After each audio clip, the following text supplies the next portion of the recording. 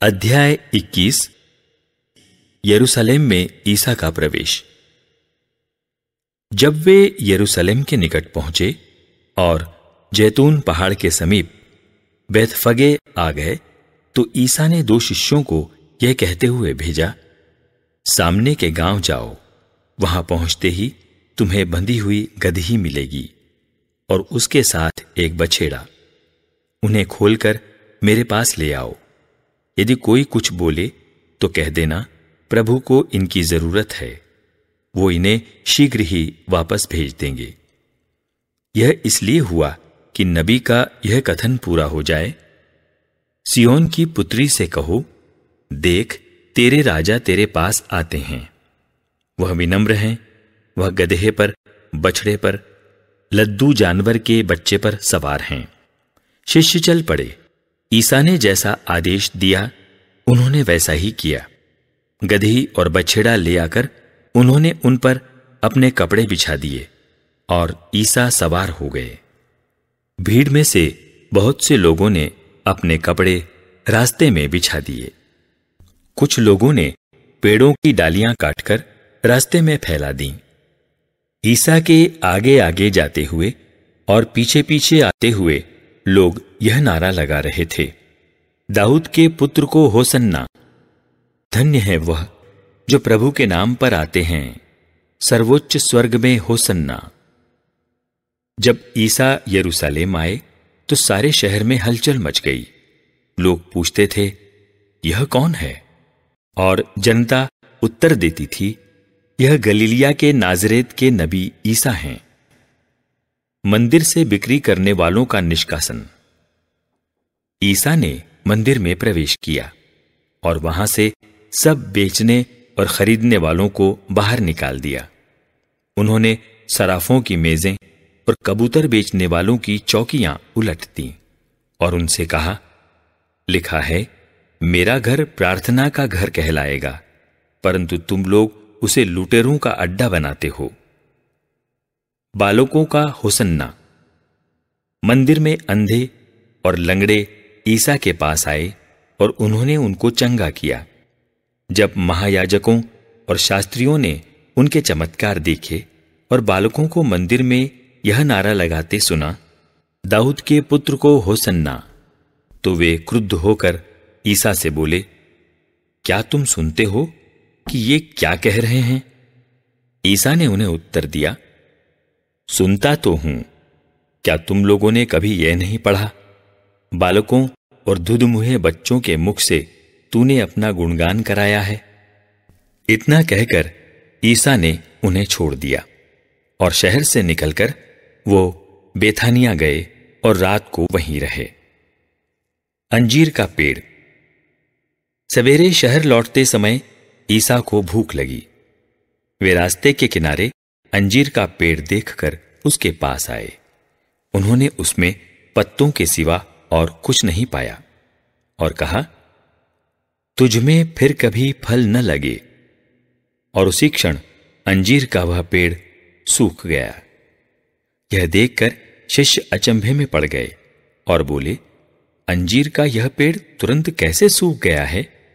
ईसा ने उन्हें उत्तर दिया, मैं तुम लोगों से यह कहता हूं, यदि तुम्हें विश्वास हो और तुम संदेह न करो, तो तुम न केवल वह करोगे जो मैं अंजीर के पेड़ के साथ कर चुका हूं, बल्कि यदि तुम इस पहाड़ से यह कहो, उठ समुद्र में गिर जा, तो वैसा ही हो जाएगा। और जो कुछ तुम विश्वास के साथ प्रार्थना में मांगोगे, वह तुम्हें मिल जाएगा। अधिकार का प्रश्न। जब ईसा मंदिर पहुंच गए थे और शिक्षा दे रहे थे, तो महायाजक और जनता के नेता उनके पास आकर बोले, आप किस अधिकार से यह सब कर रहे हैं? किसने आपको यह अधिकार दिया? ईसा ने उन्हें उत्तर दिया, मैं भी आप लोगों से एक प्रश्न पूछना चाहता हूं। यदि आप मुझे इसका उत्तर देंगे तो मैं भी आपको बता दूंगा कि मैं किस अधिकार से यह सब कर रहा हूं। यूहन्ना का बपतिस्मा कहां का था, स्वर्ग का अथवा मनुष्यों का? वे यह कहते हुए आपस में परामर्श करते थे, यदि हम कहें स्वर्ग का, तो यह हमसे कहेंगे, तब आप लोगों ने उस पर विश्वास क्यों नहीं किया? यदि हम कहें मनुष्यों का, तो जनता से डर है, क्योंकि सब यूहन्ना को नबी मानते हैं। इसलिए उन्होंने ईसा को उत्तर दिया, हम नहीं जानते। इस पर ईसा ने उनसे कहा, तब मैं भी आप लोगों को नहीं बताऊंगा कि मैं किस अधिकार से यह सब कर रहा हूं। दो पुत्रों का दृष्टांत। तुम लोगों का क्या विचार है? किसी मनुष्य के दो पुत्र थे। उसने पहले के पास जाकर कहा, बेटा जाओ, आज दाखबारी में काम करो। उसने उत्तर दिया, मैं नहीं जाऊंगा। किंतु बाद में उसे पश्चाताप हुआ और वह गया। पिता ने दूसरे पुत्र के पास जाकर यही कहा। उसने उत्तर दिया, जी हां पिताजी, किंतु वह नहीं गया। दोनों में से किसने अपने पिता की इच्छा पूरी की? उन्होंने ईसा को उत्तर दिया, पहले ने। इस पर ईसा ने उनसे कहा, मैं तुम लोगों से यह कहता हूं, नाकेदार और वेश्याएं तुम लोगों से पहले ईश्वर के राज्य में प्रवेश करेंगे।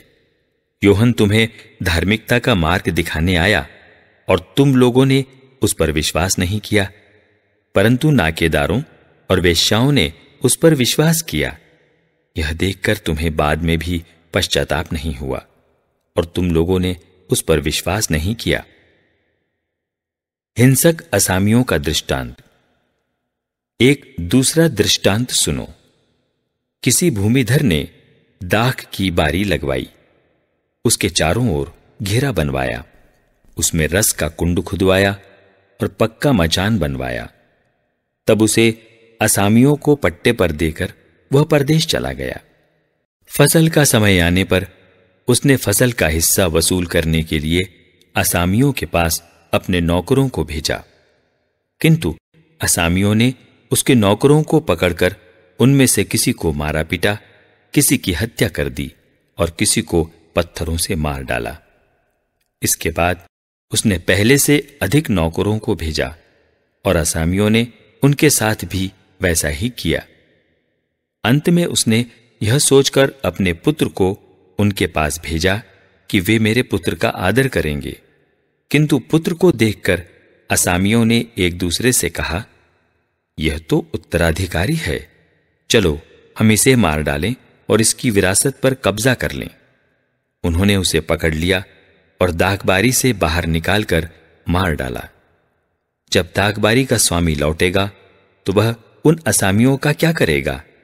उन्होंने ईसा से कहा, वह उन दुष्टों का सर्वनाश करेगा और अपनी दाखबारी का पट्टा दूसरे असामियों को देगा, जो समय पर फसल का हिस्सा देते रहेंगे।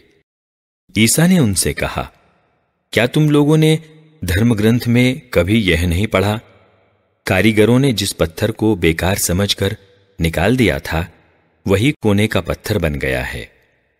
यह प्रभु का कार्य है, यह हमारी दृष्टि में अपूर्व है। इसलिए मैं तुम लोगों से कहता हूं, स्वर्ग का राज्य तुमसे ले लिया जाएगा और ऐसे राष्ट्रों को दिया जाएगा जो इसका उचित फल उत्पन्न करेगा। जो इस पत्थर पर गिरेगा वह चूर चूर हो जाएगा, और जिस पर वह पत्थर गिरेगा उसको पीस डालेगा। महायाजक और फरीसी उनके दृष्टांत सुनकर समझ गए कि वह हमारे विषय में कह रहे हैं। वे उन्हें गिरफ्तार करना चाहते थे, किंतु वे जनता से डरते थे, क्योंकि वह ईसा को नबी मानती थी।